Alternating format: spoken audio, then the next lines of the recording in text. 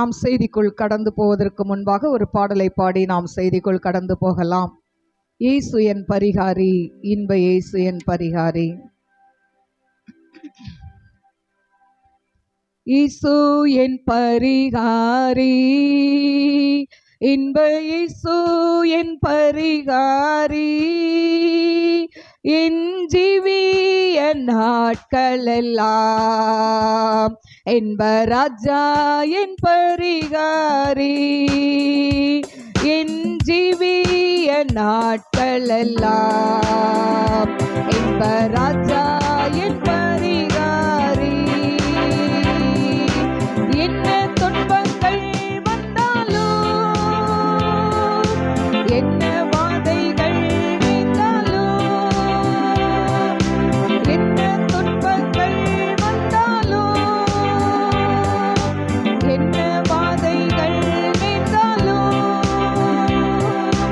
என்ன கஷ்டங்கள் சொல்தாலும் என்ப ராஜா என் பரிகாரி. என்ன கஷ்டங்கள் சொல்தாலும் என்ப ராஜா என் பரிகாரி. இயேசு என் பரிகாரி, இன்ப இயேசு என் பரிகாரி, என் ஜீவிய நாட்களெல்லாம் என்ப ராஜா என் பரிகாரி, என் ஜீவிய நாட்களெல்லாம் என்ப ராஜா என் பரிகாரி. சாத்தான் என்னை எதிர்த்தாலும், சத்துரு என்னை தொடர்ந்தாலும், சாத்தான் என்னை எதிர்த்தாலும், சத்துரு என்னை தொடர்ந்தாலும், சஞ்சலங்கள் வந்தபோதும் என்ப ராஜா என் பரிகாரி, சஞ்சலங்கள் வந்தபோதும் என்ப ராஜா என் பரிகாரி. இயேசு என் பரிகாரி, இன்ப இயேசு என் பரிகாரி,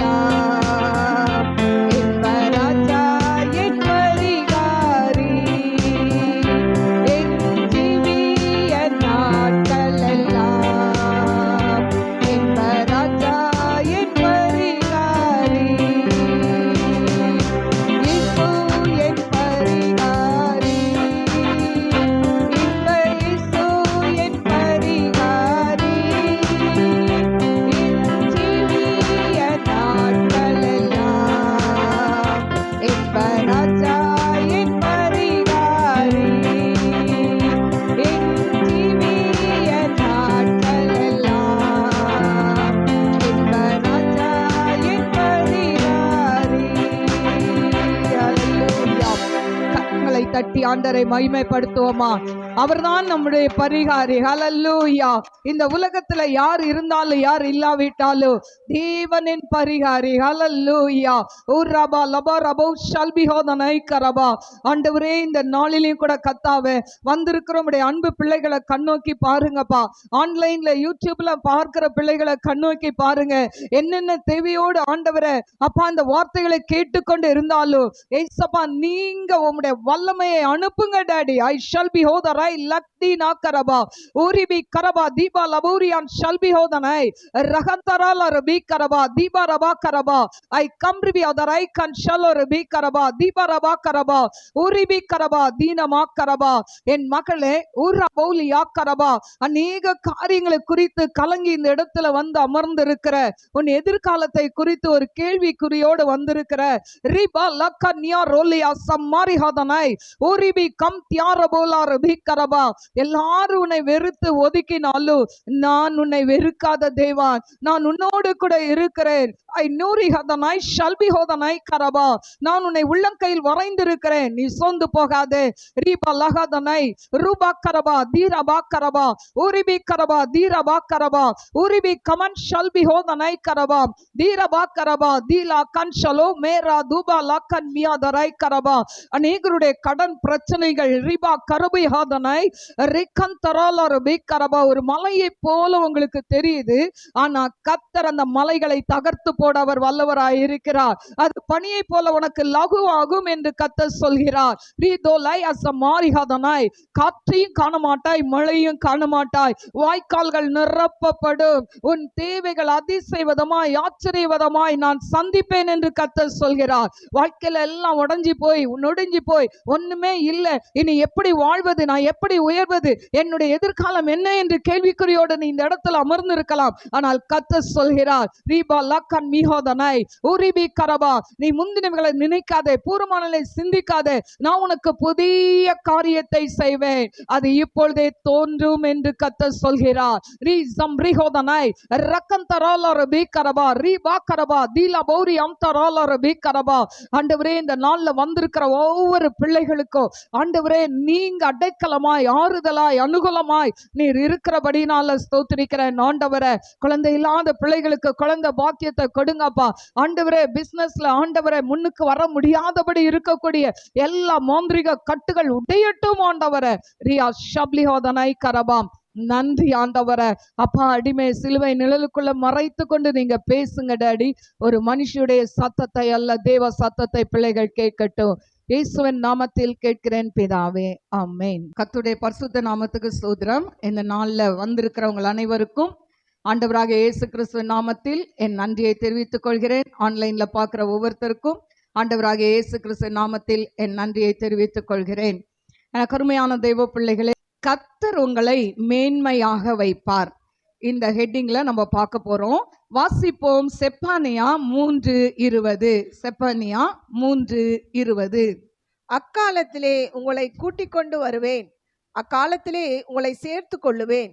உங்கள் கண் காண நான் உங்கள் சிறையிருப்பை திருப்பும்போது பூமியில் உள்ள சகல ஜனங்களுக்குள்ளும் நான் உங்களை கீர்த்தியும் புகழ்ச்சியுமாக வைப்பேன் என்று கர்த்தர் சொல்லுகிறார். பூமியில் உள்ள சகல ஜனங்களுக்குள்ளும் நான் உங்களை கீர்த்தியும் புகழ்ச்சியுமாக வைப்பேன் என்று கர்த்தர் சொல்கிறார். ஹல்லேலூயா. இன்னைக்கு வந்திருக்கிற உங்க ஒவ்வொருத்தரையும் ஆண்டவர் கீர்த்தியும் புகழ்ச்சியுமாய் மாற்ற போகிறார். ஹல்லேலூயா. என கருமையான தேவ பிள்ளைகளே, இதுவரைக்கும் வாழ்க்கையில் அநேக தோல்விகள், நஷ்டங்கள், இழப்புகள், ஏமாற்றங்களை சந்தித்திருக்கலாம். இல்லாவிட்டால் உங்களுடைய மதிப்பை, அந்தஸ்தை நீங்கள் இழந்து நிற்கலாம். என கருமையான தேவ பிள்ளைகளே, அது மட்டுமல்ல, எல்லாராலும் ஒதுக்கப்பட்டு நிராகரிக்கப்பட்ட ஒரு சூழ்நிலையில வாழ்க்கை வாழ்வதா வேண்டாமா என்ற ஒரு சிச்சுவேஷன்ல கூட நீங்க வந்திருக்கலாம். ஆனால் கர்த்தர் சொல்கிறார், நான் உங்களை கீர்த்தியும் புகழ்ச்சியுமாய் வைப்பேன் என்று சொல்லி. ஹல்லேலூயா. அவர் உங்களை மேன்மைப்படுத்துவேன் என்று கர்த்தர் சொல்கிறார். தேவன் நம்மை கீர்த்தியும் புகழ்ச்சியுமாய் வைக்க நாம் என்ன செய்ய வேண்டும்? ஆண்டவர் வாக்கு கொடுக்கிற தேவன், அவர் வாக்கு மாறாதவர். ஆனா அந்த வாக்கு தத்தம் நம் வாழ்க்கையில நிறைவேற வேண்டும் என்று சொன்னால் நாம் முதலாவது என்ன செய்ய வேண்டும்? உபாகமம் 28:1 அவர் சத்தத்திற்கு உண்மையாய் செவி கொடுக்க வேண்டும். அல்லேலூயா. இன்னைக்கு நம்ம அநேக நேரங்கள்ல நம்ம ஆலயங்கள்ல போயிருக்கலாம், இல்ல வேற மீட்டிங்ல இருக்கலாம், எதுல இருந்தாலும் நம்ம அநேக நேரங்கள்ல நம்ம செய்யற ஒரு காரியம், நம்ம இங்கதான் இருப்போம், நம்ம சிந்தனை மட்டும் எங்க போயிருக்கோம், அப்படியே பறந்து போய்விடும். ஹல்லேலூயா. இன்னைக்கு கூட நீங்க வந்திருக்கிறீங்க, இங்க உட்கார்ந்துட்டு இருக்கிறீங்க, ஆனா எத்தனை பேருடைய சிந்தனை இங்க கான்சென்ட்ரேட் பண்ணி நீங்க கவனிக்கிறீங்களா, இல்ல இங்க உட்கார்ந்துட்டு இந்த அம்மா இப்பதான் தொடங்கி இருக்காங்க, எப்ப முடிப்பாங்க அப்படின்னு நினைக்கிறீங்களா தெரியாது. ஆனா எனக்கு அருமையான தேவ பிள்ளைகளே, கரெக்டா 1 மணி நேரம் எடுத்துக்குவேன். ஹல்லேலூயா. அப்போ அவர் சத்தத்திற்கு நாம் உண்மையாய் செவி கொடுக்க வேண்டும். வெறும் வார்த்தைகளை கேட்டு அப்படியே நாம் போய்விடக் கூடாது. அந்த சத்தியத்திற்கு, அந்த வசனத்திற்கு நாம் கீழ்ப்படிய வேண்டும். அடுத்தது யாத்ராம் 15:26 சொல்லப்பட்டிருக்கு, செம்மையானதை செய்ய வேண்டுமாம். ஹல்லேலூயா. அப்போ செம்மையானது ஒன்று உண்டென்றால் அப்போ பிரியமில்லாத ஒரு காரியமும் இருக்குல்ல. ஆண்டவருக்கு பிரியமில்லாத காரியம் என்னென்ன இருக்கோ அத்தனையும் நம்ம விட வேண்டும். ஹல்லேலூயா. உண்மையான கிறிஸ்தவர்கள் சினிமா பார்க்க கூடாது. ஹல்லேலூயா. சிலர் சொல்லுவாங்க, இந்த அம்மா ரொம்ப ரூடா பேசுறாங்க. ஹல்லேலூயா. எனக்கு அருமையான தேவ பிள்ளைகளே, நான் ஆண்டவரை ஏற்றுக்கொள்ள முன்னால நல்லா சினிமா பார்த்தேன். ஹல்லேலூயா. அது ஒன்ஸ் அப்பான் அ டைம். ஆனா ஆண்டவரை ஏற்றுக்கொண்ட பிறகு அதை ஃபுல்லா அதை என்ன பண்ணிட்டேன், அவாய்ட் பண்ணிட்டேன். அப்போ அதுதான் ரட்சிப்பு. ஹல்லேலூயா. இன்னைக்கு சும்மா ரட்சிப்புனா என்னன்னு தெரியாமலே மக்கள் வாழ்ந்து கொண்டு இருக்கிறாங்க. ஹல்லேலூயா. எனக்கு அருமையான தேவ பிள்ளைகளே, பெயர் கிறிஸ்தவர்கள் என்று சொன்னால் வசனத்தை கேட்பார்கள், வசனத்தின்படி வாழ மாட்டார்கள், வசனத்துக்கு சத்தியத்துக்கு கீழ்ப்படிய மாட்டார்கள். ஹல்லேலூயா. ஞானஸ்நானம் எடு என்று சொன்னால் ஏன் எடுக்கணும் அப்படின்னு ஒரு கேள்வி கேட்பாங்க. ஹல்லேலூயா. அதெல்லாம் குழந்தையில ஒரு தெளிப்பு ஞானஸ்தானம் கொடுக்குறாங்க, அவ்வளவுதான். அதுக்கப்புறம் ஞானஸ்தானம்லாம் எடுக்கக்கூடாது. அதுக்கப்புறம் மரிச்ச பிறகு ஏதாவது பண்ணா அதுதான். ஹல்லேலூயா. இல்ல, எனக்கு அருமையான தேவ பிள்ளைகளே, வேதம் என்ன சொல்கிறதோ ஒவ்வொரு வார்த்தைக்கும் நாம் அப்படியே கீழ்ப்படியணும். ஆண்டவர் எடுத்தாரா இல்லையா மூழ்கி ஞானஸ்தானம்? எனக்கு அருமையான தேவ பிள்ளைகளே, அப்போ ஆண்டவர் நமக்கு எல்லாவற்றிலும் ரோல் மாடலா இருக்கிறார். அப்போ அவரை ஃபாலோ பண்ற நம்ம எப்படி இருக்கணும், நம்ம பாவத்தை அறிக்கை பண்ணி மூழ்கி ஞானஸ்தானம் எடுக்கணும். கல்யாண ஞானஸ்தானம்லாம் எடுக்கக்கூடாது. சிலர் கல்யாணத்துக்காக முங்கிட்டு வந்துருவாங்க, இல்லைன்னா ஒரு காரியம் நடக்கணும்னா ஞானஸ்தானம் எடுங்க, நடக்கணும்னா எடுத்துருவாங்க. அப்படி எடுக்கக்கூடாது. ஞானம் வந்த பிறகு எடுக்கிற ஸ்தானமே ஞானஸ்தானம். ஞானம்னா என்னது?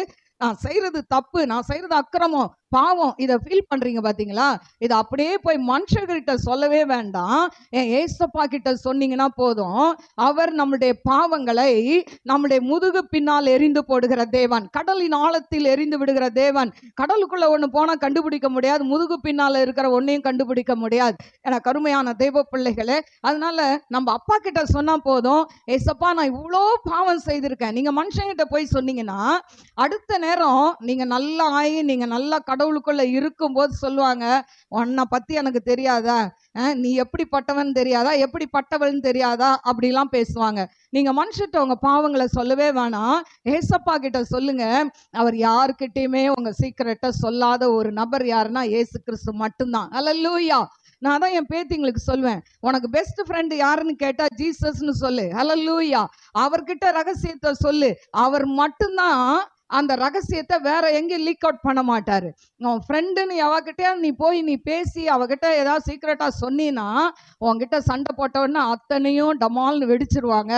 அதனால ஜாக்கிரதையா இருங்கன்னு நான் அட்வைஸ் பண்ணுவேன். ஹல்லேலூயா.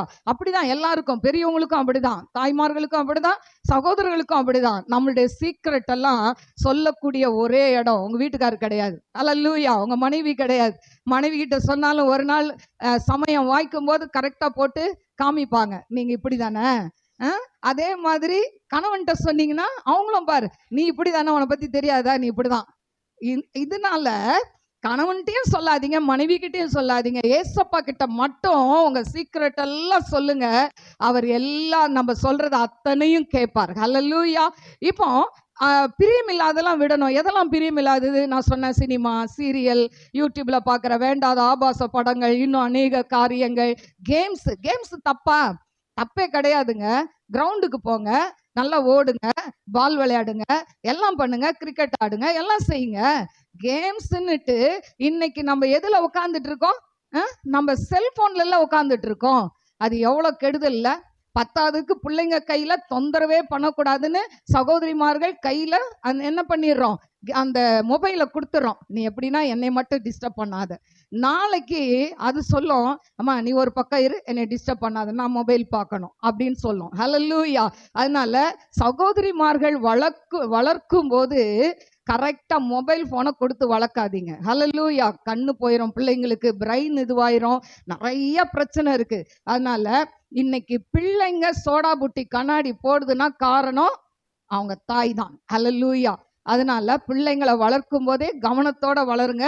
இன்னும் பிரியமில்லாத காரியம்னா, இன்னைக்கு நிறைய பேர் ரட்சிக்கப்பட்ட ஞானசானம் எடுத்துட்டேன்னு வாங்க, பார்த்தா சிகரெட்டை விட மாட்டாங்க, பார்த்தா ஹான்ஸை விட மாட்டாங்க, இல்லைன்னா எப்பவாவது குடிப்பேன், எப்பவாவது என் ஃப்ரெண்டுங்க கூப்பிட்டா அப்போ போய் ட்ரிங்க்ஸ் பண்ணிட்டு வந்துடுவேன். நீ எப்பவாவது ஒரு தடவை பண்ணாலும் சரி, டெய்லி பண்ணாலும் சரி, குடி தானே, அது பாவம் தானே. எனக்கு அருமையான தேவ பிள்ளைகளே, இப்படிப்பட்ட காரியங்கள் எல்லாம் நம்ம வாழ்க்கையிலேருந்து தூக்கி எறிய வேண்டும். ஹல்லேலூயா. அது மட்டும் இல்லை, சில ரகசிய தொடர்புகள் இன்னைக்கு கிறிஸ்துவ வட்டாரத்தில் ரொம்ப பிரபலமான காரியம் என்னன்னா, மனைவி இருக்கும்போதே இன்னொரு மனைவியை தேடி அலைகிற ஒரு அவல நிலை. இது நிறைய கிறிஸ்தவர்கள் கிட்ட இருக்கு. நான் உங்களை சொல்லலை யாரையும். ஆனா இப்படிப்பட்ட காரியங்கள் பிசாசு பாருங்களேன், ஏதாவது ஒண்ணு கொடுத்துதான் குடும்பத்தை பிரிக்க நினைப்பான். இன்னைக்கு நிறைய பேர் இந்த காரியத்துல விழுந்து கிடக்கிறத நாங்க பார்க்கிறோம். ஆண்டவர் அதுல இருந்து நம்ம வெளியே வரணும்னு ஆண்டவர் விரும்புகிறார். ஹல்லேலூயா. அடுத்தது உபாகம் 11:13 உங்கள் முழு இருதயத்தோடு முழு ஆத்துமாவோடும் அன்பு கூர்ந்து அவரை சேவிக்கும்படி நான் இன்று உங்களுக்கு கற்பிக்கிறேன் கற்பனைகளுக்கு கீழ்ப்படிந்தால். அப்ப என்ன பண்ணணுமா? ஆண்டவருக்கு கீழ்ப்படிய வேண்டும். அடுத்தது, நம்மை கீர்த்தியும் புகழ்ச்சியுமா வைக்க தேவன் நம்மிடத்துல எதிர்பார்க்கிற காரியம் என்ன? முதலாவது நம்ம என்ன செய்யணும்னு சொன்னேன். அடுத்தது, தேவன் நம்ம கிட்ட என்னத்தை எதிர்பார்க்கிறார்? முதலாவது, தேவனுக்கென்று வைராக்கியமாய் வாழ தீர்மானிக்கணும். ஹல்லேலூயா. சும்மா அந்த நாணல் செடி பாருங்க, இப்படி அப்படியே வளைந்து கொடுக்கும். அப்படி இல்லை. நம்ம எப்படி இருக்கணும்? கேபாவா இருக்கணும். கேபானா யாரு? கேபானா என்ன மீனிங்? கற்பாறை. பேதுரு. அப்போ கற்பாறையை போல கிறிஸ்தவர்கள் இருக்கணும். ஹல்லேலூயா. ஏன்னு சொன்னா, நம்ம எந்த ஒரு காரியத்துக்கும் வளைந்து கொடுக்கவே கூடாது. ஆண்டவருக்கு பிரியமில்லாத காரியத்துல வளைந்து கொடுக்க கூடாது. இதுல தானியேல் 1:8 வாசிப்போமா?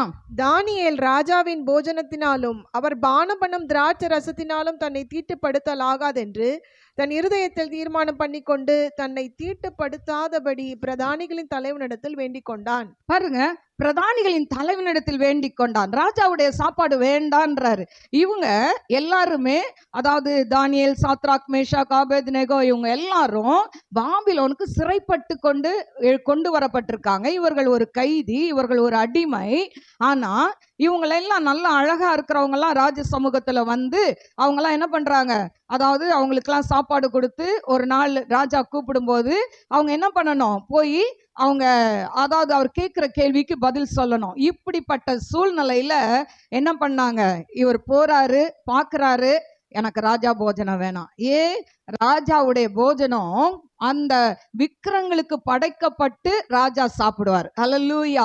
ராஜாவே முதல் சாப்பிட மாட்டார். அவருடைய தெய்வத்துக்கு கொடுத்துதான் அப்புறம் என்ன பண்ணுவாரு?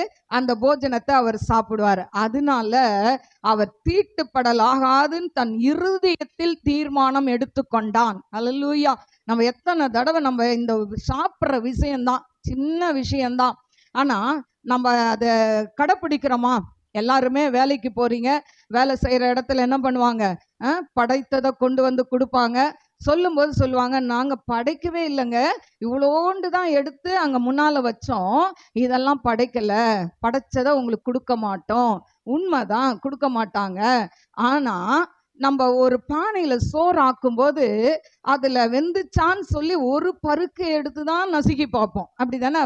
சாப்பாடு வடிக்கிறவங்களுக்கு தெரியும். இல்ல, பானையில இருக்க மொத்த சாப்பாடையும் ஒண்ணா எடுத்து நசுக்குனீங்கன்னா சாப்பாடு சாப்பிட முடியாது. அப்போ அதே போலதான் அவங்க அப்படியே அண்டாவா தூக்கி கொண்டு வச்சாலும், தட்டுல கொஞ்சோண்டு வச்சாலும் படைச்சது தான்.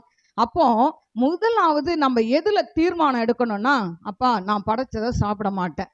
உங்களுக்கு அதை மாதிரி யாருன்னா கொண்டு வந்து கொடுத்தா, வேண்டாங்க, நீங்க என்ன மற்ற கிறிஸ்தவங்களாம் சாப்பிடுவாங்களே, நீங்க ஏன் சாப்பிட மாட்டீங்க? நாங்க வேற மாதிரி கிறிஸ்தவர்கள், நாங்க ஆண்டவருக்குன்னு உண்மையா இருக்கிற கிறிஸ்தவர்கள். அல்லேலூயா. சொல்லணுங்க, நம்ம சொல்ல மாட்டோம் நிறைய நேரம். எனக்கு கருமையான தேவ பிள்ளைகளே, சின்ன சின்ன விஷயம்தான், சாப்பாட்டு விஷயம்தான், இதுல கரெக்டா இருங்க. ஏன்னு சொன்னா இந்த உலகத்துல நம்ம மட்டும் வாழல, நம்மளை சூழ்ந்து பலதரப்பட்ட ஆட்கள் வாழ்கிறாங்க. அப்போ அவங்க கொண்டு வந்து சில சாப்பாடுகளை கொடுக்கும்போது, வேண்டாம் வயிறு நல்லா இல்லை, வேண்டாம் இன்னைக்கு ஃபாஸ்டிங், இப்படி சொல்லி ஏமாத்தியாவது அவாய்ட் பண்ணுங்க. தவிர்க்க முடியாத பட்சத்திலையும் சாப்பிடக்கூடாது. அல்லேலூயா. ஏன்னு சொன்னா அது ஆண்டவருக்கு பிரியம் இல்லை. இப்போ இந்த தானியேல் அந்த ஒரு சின்ன விஷயத்தை தான் தீர்மானம் பண்ணினான். இன்னைக்கு நம்ம அந்த தீர்மானத்தை எடுப்போமா? இன்னைக்கு நிறைய பூஜைகள் வருது, அதுக்கு சிலதெல்லாம் கொடுக்கும்போது நம்ம என்ன செய்யறோங்க, வீட்டுக்கு எடுத்துட்டு வரோம்ல, ஸ்வீட் பாக்ஸ் எடுத்துட்டு வரோம், பொரிக்கடலை எடுத்துட்டு வரோம். கேட்டா அதெல்லாம் வாசல்ல அந்த என்ன சொல்றது வச்சிருப்பாங்க, அதெல்லாம் படையல் போட மாட்டாங்க. எதுக்காக, எந்த பர்பஸ்க்காக அவங்க கொடுக்குறாங்க உங்களுக்கு, அதை யோசித்து பார்த்து அதை என்ன பண்ணக்கூடாது, சாப்பிடக்கூடாது. சரி, அடுத்தது எபேசியர் 4:29. கெட்ட வார்த்தை ஒன்றும் உங்கள் வாயிலிருந்து புறப்பட வேண்டாம். பக்தி விருத்திக்கு ஏதுவான நல்ல வார்த்தை உண்டானால் அதையே கெட்ட வார்த்தை ஒன்றும் புறப்படக்கூடாதுன்னு இருக்கு. இன்னைக்கு எத்தனை பேர் கெட்ட வார்த்தை பேசுறீங்க ஆண்டவர் சமூகத்துல? ஆண்டவரே என்னால் அவாய்ட் பண்ணவே முடியல. சிலர் சொல்லுவாங்க, என் வேலையில அப்படி பேசலைன்னா மதிக்கவே மாட்டானுங்க. எனக்கு அருமையான தேவ பிள்ளைகளே, பிறக்கும் போதே அந்த வார்த்தையோடவா பிறந்தீங்க? இல்லைல்ல. அதனால வேலை செய்கிற இடத்துல உங்களை யார் எப்படி கோவப்படுத்தினாலும் இந்த மெட்ராஸ் பாஷையெல்லாம் பேசக்கூடாது. அல்லேலூயா. கெட்ட வார்த்தை ஒன்றும் உங்கள் வாயிலிருந்து பிறக்கக்கூடாது. அன்றியும் நீங்கள் மீட்கப்படும் நாளுக்கென்று முத்திரையாக பெற்ற தேவனுடைய பரிசுத்த ஆவியை துக்கப்படுத்தாதிருங்கள். சகல விதமான கசப்பும் கோபமும் மூர்க்கமும் கூக்குரலும் தூஷணமும் மற்ற எந்த துர்குணமும் உங்களை விட்டு நீங்க கடவுது. பாருங்க, இதுல இருக்கிற எல்லா காரியமும் நம்மளை விட்டு நீங்க கடவுது அப்படின்னு சொல்லப்பட்டிருக்கு. எனக்கு அருமையான தேவ பிள்ளைகளே, அதே போல கொலோசியர் 3:8-9 அதுலயும் நிறைய காரியங்கள் சொல்லப்பட்டிருக்கு. இதெல்லாம் விட்டு விலகு அப்படின்னு சொல்லப்பட்டிருக்கு. எனக்கு அருமையான தேவ பிள்ளைகளே, இன்னைக்கு ரட்சிக்கப்பட்ட கிறிஸ்தவர்கள், மூழ்கி ஞானஸ்தானம் எடுத்த கிறிஸ்தவர்கள், சாதா கிறிஸ்தவர்கள் சொல்லல, ரட்சிக்கப்பட்ட மூழ்கி ஞானஸ்தானம் எடுத்த அபிஷேகம் பெற்ற கிறிஸ்தவர்கள் மனைவியை அடிக்க கூடாது. அல்லேலூயா. நீங்களாம் ரொம்ப நல்லவங்கன்னு எனக்கு தெரியும், நீங்க அடிக்க மாட்டீங்க. சகோதரிகளை ரொம்ப மோசம்னு நினைக்கிறேன். அல்லேலூயா. சரி. அப்போ இன்னைக்கு சிலருக்கெல்லாம் பார்த்தீங்கன்னா டென்ஷன்ல என்ன பண்ணிடுவாங்க, அந்த அடக்க முடியாம ஒரு அடியை வச்சிடுறாங்க. ஆனா அபிஷேகம் பண்ணப்பட்டவங்க மனைவி மேல கைய வைக்க கூடாது. தாவீது சொன்னால, அபிஷேகம் பண்ண சவுல் மேல நான் கை வைக்க மாட்டேன்னு சொல்லி. இன்னும் அதே போல சகோதரிகளும் உங்க கணவரை கோபப்படுத்தாம இருக்கணும். அல்லேலூயா. இன்னைக்கு நிறைய பேருக்கு எந்த நேரம் எதை பேசணும்னே சில சகோதரிகளுக்கு தெரியாது.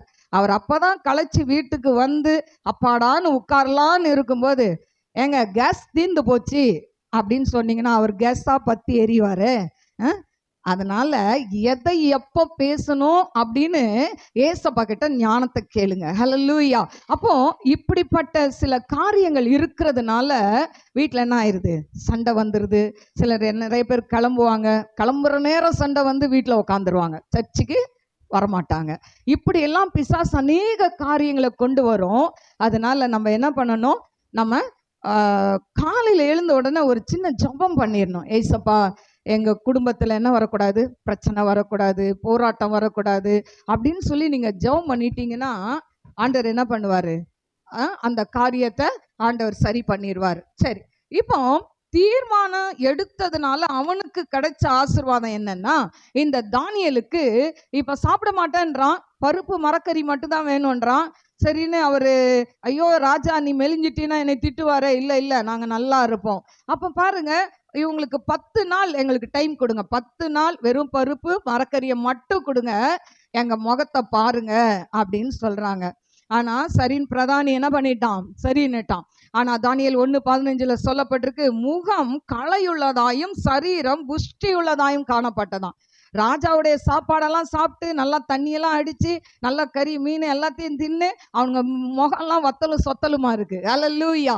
ஆனா பருப்பும் மரக்கறியும் சாப்பிட்ட தானியேலுடைய நண்பர்கள், தானியேலுடைய முகம் களையா இருக்கான், புஷ்டியா இருக்கான். ஹல்லேலூயா. ஏங்க களையா புஷ்டியா? பருப்பு சாப்பிட்டு புஷ்டி ஆயிட்டாங்களா? இல்ல, அவங்க ஆண்டவரை நோக்கி இரவும் பகலும் ஜெபித்தார்கள், அதனால அவங்க முகம் அப்படி இருந்தது. ஹல்லேலூயா.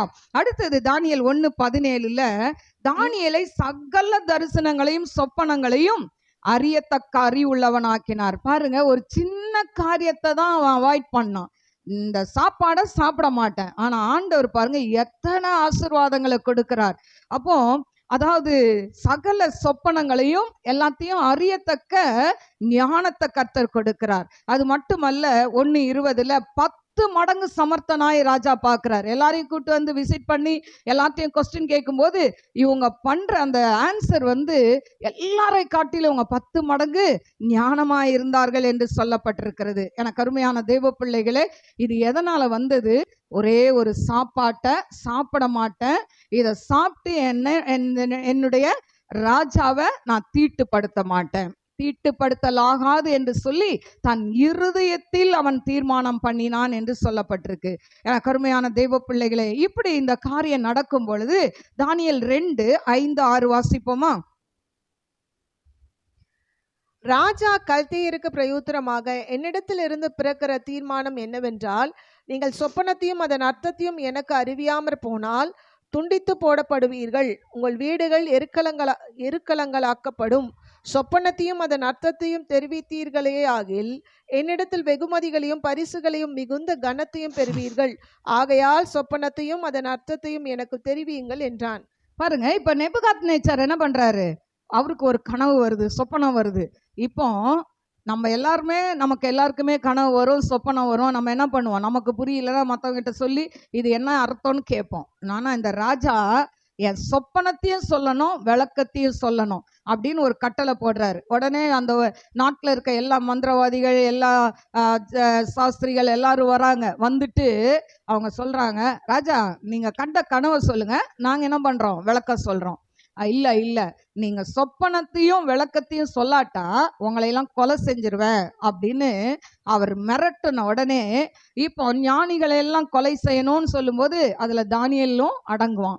உடனே இப்போ தானியேல் போய் அங்க இருந்த ஆள்கிட்ட ரெக்வஸ்ட் பண்ணி கேட்டுட்டு, ஒரே ஒரு நாள் டைம் கொடுங்க, நாங்க போய் எங்க ஏசப்பாட்ட கேட்டுட்டு வரோம் அப்படின்னு சொல்லி இவங்க பெர்மிஷன் கேட்டு அவங்க என்ன பண்றாங்களாம்? ஜெபிக்கிறார்கள். 2:17 வாசி.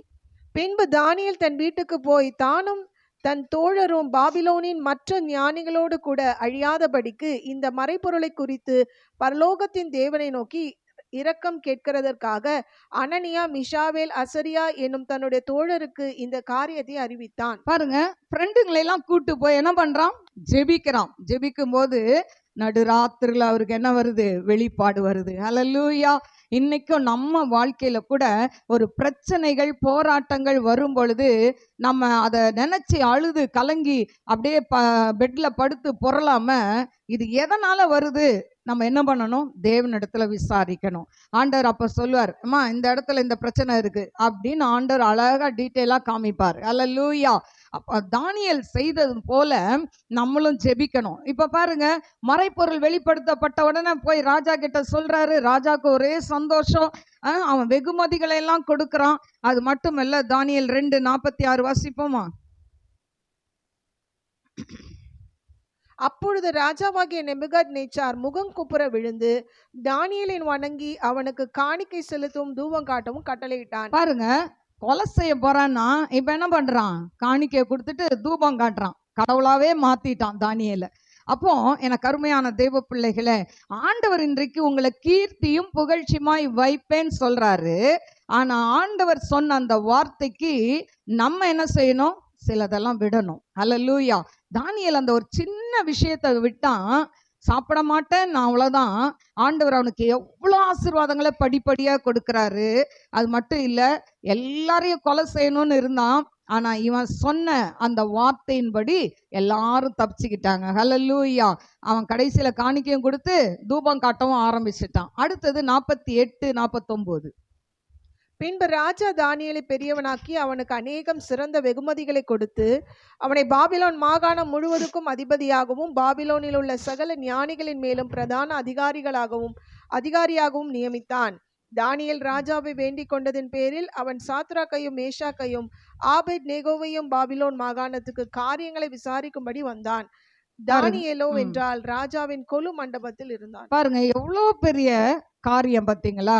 அந்த மாகாணம் முழுவதுக்கும் அவனை என்ன பண்ணிட்டார்? பாபிலோன் மாகாணம் முழுவதுக்கும் அதிகாரியாய் மாற்றினாராம். இவன் சும்மா இல்லாம என் ஃப்ரெண்டுங்களுக்கும் என்ன பண்ணணும், அவங்களையும் இது பண்ணணும்னு சொன்னோன்னா அவங்களுக்கும் வேலை போட்டு கொடுக்குறாரு. எவ்வளோ ஒரு நல்ல தேவன் பார்த்தீங்களா? அப்போ அந்த தானியேலுடைய பெயரை கீர்த்தியும் புகழ்ச்சியுமாய் மாற்றுகிறார். காரணம், ஒரு சின்ன காரியம். இன்னைக்கு ஆண்டவருக்காக ஒரு சின்ன காரியத்தை விட்டீங்கன்னா ஆண்டவர் உங்களை கீர்த்தியும் புகழ்ச்சியுமாய் மாற்றுவார். அல்லேலூயா. அதுதான் முதல் பாயிண்ட் சொன்ன, தேவனுக்கென்று வைராக்கியமாய் வாழணும். எந்த ஒரு காரியனாலும் சரி வைராக்கியமா வாழணும். அல்லேலூயா. நான் அங்க போறேன் இங்க போறேன், நீங்க கோயிலுக்குள்ள வர வேணாம், வெளியே இருந்துக்கலாம், சத்திரத்துல இருந்துக்கலாம் அப்படின்னு சொன்னா கூட அந்த எல்லையில கொண்டு போய் கால் வைக்க கூடாது ஆண்டவருடைய பிள்ளைங்க. அல்லேலூயா. அப்படி அந்த வைராக்கியம் நமக்கு தேவை. அல்லேலூயா. அடுத்தது பாத்தீங்கன்னா ரெண்டாவது ஒரு காரியம், தேவனுக்கென்று கீழ்ப்படிய தீர்மானிக்கணும். அல்லேலூயா. நம்ம கீழ்ப்படியலைன்னா அநேக நேரம் நான் சொல்லுவேன், மேல் படிக்கு போகவே முடியாது. வாசிப்போம் என்னாகமம் 25:11. என்னாகமம் 25:11.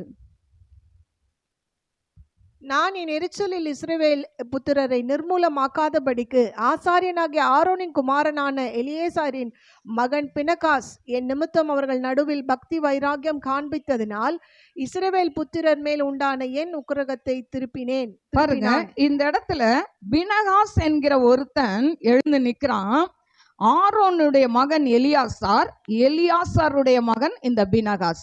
இந்த பினகாஸ் அந்த இடத்துல செய்தது என்ன அப்படின்னு சொன்னா, இந்த என்னாகமம் 25:1-4 வரைக்கும் நீங்க வாஸ்து பார்த்தீங்கன்னா, இஸ்ரவேல் ஜனங்கள் என்ன செய்யறாங்களாம், சீத்தீம்ல தங்கி இருக்கும்போது அந்த மோவாபுடைய குமார்த்திகளோடு வேசித்தனம் பண்ண தொடங்கினார்கள் என்று சொல்லப்பட்டிருக்கிறது. எனக்கு அருமையான தேவ பிள்ளைகளே, இஸ்ரவேல் ஜனங்கள் அநேக தரம் விழுந்து விழுந்து எழுந்திருப்பார்கள். அப்போ ஆண்டவர் இவங்க கூட எல்லாம் இப்படி சேரக்கூடாது, அந்நிய நுகத்துல போய் பங்கு கொள்ளக்கூடாதுன்னு சொன்னாலும் இவங்க மோவாபிய பெண்களோடு வேசித்தனம் பண்ணினது மட்டும் இல்ல, அடுத்த இதுல பாத்தீங்கன்னா தங்கள் தேவர்களுக்கு இட்ட பலிகளை விருந்துண்ணும்படி ஜனங்களை அழைத்தார்கள். ஜனங்கள் போய் புசித்து அவர்கள் தேவர்களை பணிந்து கொண்டார்கள். பாத்தீங்களா? ஒரு காரியத்துக்கு கீழ்ப்படிஞ்சிட்டு அடுத்தது என்ன பண்ணுவாங்க, வேசித்தனம் பண்ணாங்க. அடுத்தது படைச்சதை சாப்பிட ஆரம்பிச்சிட்டாங்க. இப்படி சாப்பிட்ட உடனே கர்த்தருடைய கோபம் மூண்டது என்று அடுத்த வசனத்துல பார்க்கிறோம். எனக்கு அருமையான தேவ பிள்ளைகளே, நிறைய நேரம் நம்ம வீட்டுல ஏன் பிரச்சனை வருதுன்னே நமக்கே தெரியாது. ஆனா நீங்க அமர்ந்து இருந்து யோசித்து பார்த்தீங்கன்னா எங்கேயோ ஒரு இடத்துல நீங்க தான் தப்பு செய்திருப்பீங்க, அதனால ஆண்டவர் ஒரு சிக்ஷையை கொடுத்திருப்பாரு. அல்லேலூயா. அது என்ன தவறு என்பதை நாம் ஆண்டவர் சமூகத்துல உட்கார்ந்து அலசி பார்த்தா ஆண்டவர் நிச்சயமாய் வெளிப்படுத்துவார். இப்போ கோபம் மூண்டவுடனே இவர் சொல்றாரு, இந்த ஜனங்களை எல்லாம் வெட்டி போடு அப்படின்னு மோசே கிட்ட சொல்றாரு. இப்போ மோசே கிட்ட சொன்ன உடனே மோசே பார்க்குறாரு, இவங்களை வனாந்திரத்துல வந்து சாகடிக்கணுமான்னு சொல்லி இவங்கெல்லாம் அழுறாங்க. அழ ஆரம்பிச்ச உடனே அங்க பினகாஸ் என்று ஒருவன் இருக்கிறான். அவன் என்ன செய்யறானா, 7ஆம் வசனம், அதை ஆசாரியனாகிய ஆரோனின் குமாரனான எலியாசாரின் மகன் பினகாஸ் கண்டபோது அவன் நடு சபையிலிருந்து எழுந்து ஒரு ஈட்டியை தன் கையிலே பிடித்து இஸ்ரவேலனாகிய அந்த மனிதன் வேசித்தனம் பண்ணும் அறையிலே அவன் பின்னாலே போய் இஸ்ரவேல் மனிதனும் அந்த ஸ்திரீமாகிய இருவருடைய வயிற்றிலும் ஈட்டி உருவி போக அவர்களை குத்தி போட்டான். அப்பொழுது இஸ்ரவேல் புத்திரரில் உண்டான வாதை நின்று போயிற்று. பாருங்க, வாதையே அந்த இடத்துல உண்டாயிருக்கு இவங்க பண்ற அக்கிரமத்தினால. ஆனா பினகாஸ் பார்க்கறான், அவன் வைராக்கியத்தோடு போறான். இவங்கெல்லாம் மோசே கூட என்ன பண்ணன்னு அவர் அழுதுட்டு இருக்காரு.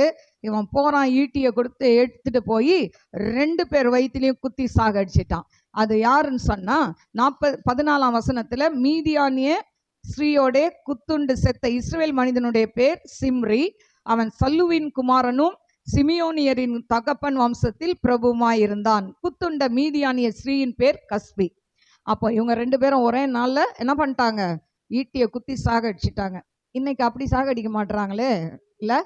தப்பு செய்தால் ஆம்பளைங்களை மட்டும் விட்டுறாங்களே, ஏன்? இல்லை? எனக்கு அருமையான தேவ பிள்ளைகளை பாருங்க, அவன் பார்த்தான் 2 பேர் வயிற்றுலையும் ஈட்டியை குத்தி கொன்னுட்டான். ஆண்டவர் அதுக்கு என்ன சொல்றாரு பாருங்க. இந்த வாதையினால செத்தவங்க எத்தனை பேராம்? 24,000 பேர் செத்துட்டாங்களாம். பாருங்க, பாவம் செஞ்சது ஒருத்தங்க, 24,000 பேர் அங்க செத்துட்டாங்க. அடுத்தது நான் 11ஆம் வசனம். நான் என் எரிச்சலில் இஸ்ரவேல் புத்திரரை நிர்மூலமாக்காதபடிக்கு ஆசாரியனாகிய ஆரோனின் குமாரனான எலியாசாரின் மகன் பினகாஸ் என் நிமித்தம் அவர்கள் நடுவில் பக்தி வைராக்கியம் காண்பித்ததினால் இஸ்ரவேல் புத்திரர் மேல் உண்டான என் உக்கிரகத்தை திருப்பினான். பாருங்க, அப்ப பக்தி வைராக்கியம் அவருக்குள்ள பக்தி இருந்தது. இப்படி தப்பு செய்யறாங்களே அப்படின்னும் போது அவங்கள போய் என்ன பண்ணிட்டான்? ஆண்டவர் கொல்ல சொன்னாரு, அவன் போய் என்ன பண்ணிட்டான்? மோசே தயங்கும் போது இவன் போய் காரியத்தை முடிச்சிட்டான். ஹல்லேலூயா. ஆண்டவர் அதுக்காக அவனை திட்டினாரா? அவனுக்கு தண்டனை கொடுத்தாரா? இல்ல. அடுத்து என்ன சொல்றாரு பாருங்க, 12ஆம் வசனம். ஆகையால் அவனுக்கு என் சமாதானத்தின் உடன்படிக்கை கட்டளையிடுகிறேன். அவன் தன் தேவனுக்காக பக்தி வைராக்கியம் காண்பித்து இஸ்ரவேல் புத்திரருக்காக பாவ நிவர்த்தி செய்தபடியினால் அவனுக்கும் அவனுக்கு பின் அவன் சந்ததிக்கும் நித்திய ஆசாரிய பட்டத்துக்குரிய உடன்படிக்கை உண்டாயிருக்கும் என்று சொல் என்றார். பாருங்க, இவன் ஆண்டவருக்குன்னு பக்தி வைராக்கியமா நின்னா, அதனால ஆண்டவர் அவன் பின் சந்ததியை ஆசிர்வதிக்கிறார். ஹல்லேலூயா. நித்திய உடன்படிக்கைய ஆசாரிய அந்த ஊழியத்தை கொடுக்கிறேன்னு சொல்றாரு. ஹல்லேலூயா.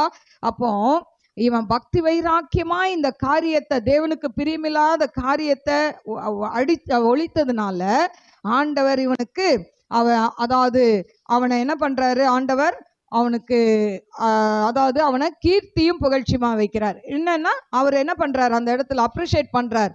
பினகாஸ் எனக்காக அவன் என்ன பண்ணான்? பக்தி வைராக்கியம் காட்டினான் என்று சொல்லி. இன்னைக்கு ஆண்டவர் நம்மளை பார்த்து சொல்லணும், என் பிள்ளை எனக்காக பக்தி வைராக்கியம் பாராட்டுது, எனக்காக சில காரியங்களை தியாகம் பண்ணுது அப்படின்னு ஆண்டவர் நம்ம குறித்து சாட்சி சொல்லணும். ஹல்லேலூயா.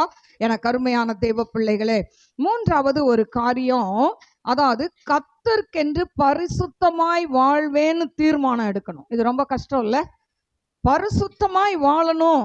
ஏன்னு சொன்னா அவர் சொல்றாரு, பரிசுத்தம் ஆகிறவர்கள் இன்னும் பரிசுத்தமாகட்டும். அப்போ உலகத்துல பரிசுத்தமானவங்க ஒருத்தரும் இல்ல. ரொம்ப பரிசுத்தமா ஆயிட்டா ஆண்டவர் எடுத்துக்குவாரு இல்ல? ஏன்னா வேதம் சொல்கிறது, பரிசுத்தமாகிறவர்கள் இன்னும் பரிசுத்தமாகட்டும், அசுத்தமா இருக்கிறவர்கள் இன்னும் அசுத்தமா இருக்கட்டும். வெளிப்படுத்தல சொல்லப்பட்டிருக்கு. எனக்கு அருமையான தேவ பிள்ளைகளே, கர்த்தருக்கென்று பரிசுத்தமாய் வாழ்வேன் அப்படின்னு நம்ம எப்படி தீர்மானம் எடுக்கணும் அப்படின்னு சொன்னா, இப்ப யோசேப்பு நல்லவனாவே இருந்தான், போத்திபார் வீட்டுக்கு போனான். ஆனா போத்திபாருடைய மனைவி அவனை தகாத முறையில அவளோடு கூட தொடர்பு கொள்ள நினைக்கும் போது தன் வஸ்திரத்தை விட்டு ஓடினான். அதனால சிறையில போய் அடைக்கப்பட்டான் என்று சொல்லப்பட்டிருக்கு. எனக்கு அருமையான தேவ பிள்ளைகளே, சில நேரங்கள்ல நமக்கு சந்தர்ப்பம் வாய்க்காத பட்சத்தில் நம்ம என்ன பண்ணுவோம்? தவறு செய்யாம இருப்போம். ஒருவேளை சந்தர்ப்பமும் வாய்த்து நம் பக்கத்திலே அந்த பாவம் இருக்கும் பொழுது அதை தொடாம இருக்கிறீங்க பாத்தீங்களா? அதுதான் பரிசுத்தம். ஹல்லேலூயா. இன்னைக்கு நீங்க சகோதரர்கள் ஒருவேளை ஒரு பார்ட்டி வைக்கிறாங்க, உங்களுடைய ஆபீஸ்ல இருந்து எல்லாரும் போறாங்க, உங்க ஃப்ரெண்ட்ஸ் எல்லாம் உங்க முன்னால விதவிதமான ஸ்நாக்ஸ், விதவிதமான ட்ரிங்க்ஸ் வைக்கிறாங்க அப்படின்னு சொன்னா நீங்க என்ன பண்ணணும்? அந்த ஸ்நாக்ஸை சாப்பிடலாம், அந்த ட்ரிங்க்ஸை தொடக்கூடாது. உங்களுக்கு முன்னால வச்சிருக்கிற அந்த ஒயினோ வேற என்னென்ன வச்சிருக்கிறாங்களோ அதை என்ன பண்ணக்கூடாது? தொடக்கூடாது. உங்களை பார்க்கும்போது சொல்லணும், இவர் இந்த இதெல்லாம் தொடமாட்டாரு. இதுதாங்க சாட்சி, இதுதான் பக்தி வைராக்கியம். ஹல்லேலூயா. இந்த பக்தி வைராக்கியம் நமக்கு இருக்கணும். நம்ம ஒண்ணுமே இல்லாத இல்லை, நமக்கு ஃப்ரெண்ட்ஸுங்கெல்லாம் வாங்கி கொடுத்து குடுறா அப்படின்னு சொல்லும்போது, வேணாம் நான் குடிக்க மாட்டேன், நீயும் குடிக்காத, குடல் வந்து செத்துருவ அப்படின்னு சொல்லுங்க. ஹல்லேலூயா. எனக்கு அருமையான தேவ பிள்ளைகளே, பாருங்க, இப்போ இந்த சாலமோனை எடுத்துக்கிட்டா அவன் ரொம்ப நல்லவனா இருந்தான் இல்ல? ஏன்னா ஏசப்பாவே என்ன சொன்னாரு? தாவீது ஆலயத்தை கட்ட வேணாம். ஏன் தாவீது ஆலயத்தை கட்ட வேணான்னு சொன்னாரு? தாவீது அவ்வளோ மோசமானவனா? அவன் ஒரு ஒரு விதத்தில் அவன் மோசமானவன் தான், பச்சைபால்கிட்ட பாவம் செய்தான். ஆனால் தாவீதை ஏன் ஆலயத்தை கட்ட வேணான்னு சொன்னார்னா, அவன் ரத்தம் படிந்த கையினால நிறைய போர் செய்து நிறைய கொலை செய்து இருந்ததுனால இந்த ரத்தம் படிந்த கையால் நீ ஆலயத்தை கட்டாத அப்படின்ட்டாரு. ஆனால் உன் பையன் சாலமோன் கட்டுவான்னு சொன்னார். ஆனால் சாலமோன் நல்லாவே இருந்தான். முதல் ஆரம்பத்தில் எப்படி இருந்தான்? நல்ல பிள்ளையாவே இருந்தான். ஏன்னு சொன்னா 1000 ஸ்தோத்திர பலி, அதாவது சர்வாங்க பலியை செலுத்துறான். 1 ராஜாக்கள் 3:3-4 வாசி. சாலமோன் கர்த்தரிடத்தில் அன்பு கூர்ந்து தன் தகப்பனாகிய தாவீதின் கட்டளைகளில் நடந்தான். ஆனாலும் அவன் மேடைகளிலே பலியிட்டு தூபம் காட்டி வந்தான். அப்படியே ராஜா பலியிட கிபியோனுக்கு போனான். அது பெரிய மேடையா இருந்தது. அந்த பலிபீடத்தின் மேல் சாலமோன் 1000 சர்வாங்க தகன பலிகளை செலுத்தினான். கிபியோனிலே கர்த்தர் சாலமோன் 1000 சர்வாங்க தகன பலிகளை செலுத்தினானாம். பாருங்க, அந்த சர்வாங்க தகன பலி செலுத்துறது எவ்வளோ கஷ்டம். ஆனால் 1000 சர்வாங்க தகன பலிகளை செலுத்தினானாம். அதான் இன்னைக்கு புதிய ஏற்பாட்டில் என்ன சொல்லியிருக்கு? அதாவது அதாவது நம்முடைய உதடுகளின் பலியாகிய ஸ்தோத்திர பலின்னு சொல்லப்பட்டிருக்கு. அதனால தான் இன்னைக்கு 1000 ஸ்தோத்திர பலி சொல்லுங்க. சிலர் அதை வாய்ப்பாடாக சொல்கிறாங்க, சிலர் நம்பி சொல்கிறாங்க, சிலர் 1000 சொல்லிட்டா நமக்கு அற்புதம் நடக்கும்னு செய்கிறாங்க. எதுவோ எப்படி ஆனால் ஆண்டவருக்கு மகிமை போகுது. அல்லேலூயா. இப்போ 1000 ஸ்தோத்திர பலி செலுத்திட்டு அவன் படுக்கிறான். அன்னைக்கு ராத்திரியில் ஆண்டவர் சொப்பனத்தில் கேட்குறாரு. அவர் 1 ராஜாக்கள் 3:5 நீ விரும்புகிறதை என்னிடத்துல கேள் அப்படின்னு சொல்றாரு. நம்மனா என்ன கேட்போம் சொல்லுங்க? ஆண்டவர் இப்படி நைட்ல கேட்குறாரு உங்க முன்னால எப்பா உனக்கு என்ன வேணும்? யோசிப்போம். ஆண்டவரே எனக்கு ஒரு நல்ல வீடு கொடுத்துருங்க, கார் கொடுத்துருங்க, எனக்கு ஒரு பெரிய ஃபேக்ட்ரி கொடுத்துருங்க. இல்லை இப்போ நீங்களாம் சகோதரிகள் என்ன கேட்பீங்க? எனக்கு நல்லா ஒரு 100 சவரன் நகை கொடுத்துருங்க, ஏன்னா 2-3 பொண்ணுலாம் வச்சுருக்கிறேன், இதை கட்டி கொடுக்கணும் ஆண்டவரே அப்படிலாம் கேட்டிருப்போம். அவன் எதையுமே கேட்கல. ஒன்னே ஒன்று கேட்டான். நான் சிறு பிள்ளையா இருக்கிற இந்த ஜனங்களை நடத்துறதுக்கு எனக்கு அறிவு இல்லை, இவங்களை நடத்துறதுக்கு எனக்கு என்ன வேணும்? ஞானம் வேணும். நல்ல ஜபம் தானே? ஆண்டவருக்கே அது ரொம்ப பிடிச்சிருச்சு. உகந்த ஜபம்னு சொல்லி அப்ரிஷியேட் பண்றாரு. நீ பொன்னியும் வெண்டியும் கேட்கல, ஆனா நீ என்ன கேட்டிருக்கிற? இந்த அதாவது ஞானத்தை மட்டும் கேட்டியே அப்படின்னு சொல்லி ஆண்டவர் சொல்றாரு, நீ கேட்காத ஐஸ்வர்யத்தை எல்லாத்தையும் நான் உனக்கு தரேன். உன்னை மாதிரி ஒரு ராஜாவும் இருக்க மாட்டான், அந்த அளவுக்கு நான் உன்னை ஆசீர்வதிக்கிறேன்னு சொல்லி அவனை என்ன பண்ணாரு? ஆசீர்வதித்தார். அவ்வளோ அவனுக்கு ஞானம்.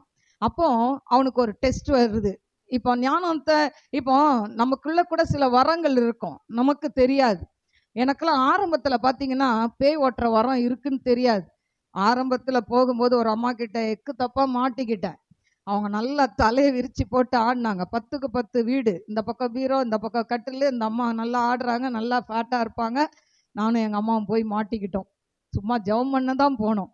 ஆனால் அவங்க ஆடின உடனே நமக்கு கை காலெல்லாம் ஆடுது. என்னடா பண்ணுறது இவங்களை? ஏன்னா ஆரம்பம், இன்னைக்கு இல்லை, ஆரம்ப நாட்கள், ரட்சிக்கப்பட்டு ஊழியம் செய்த அந்த நாட்கள். அப்போ பயந்துட்டு என்ன செய்ய, மாட்டிக்கிட்டோமே, ஆனால் தப்பிக்கணுமே, விட்டுட்டு வெளியே ஓடி வர முடியாது, கதவையும் அடைச்ச மாதிரி இப்போ நிற்கிறாங்க. அப்போ ஆண்டவர் என்ன பண்ணணும்? அப்போ ஒரு அக்கா பேய் ஓட்டி அவங்க பக்கத்தில், இப்போ நீங்கள்லாம் பார்க்குறீங்களே நான் ஓட்டுறத, அது மாதிரி ஒரு அக்கா ஓட்டுவாங்க.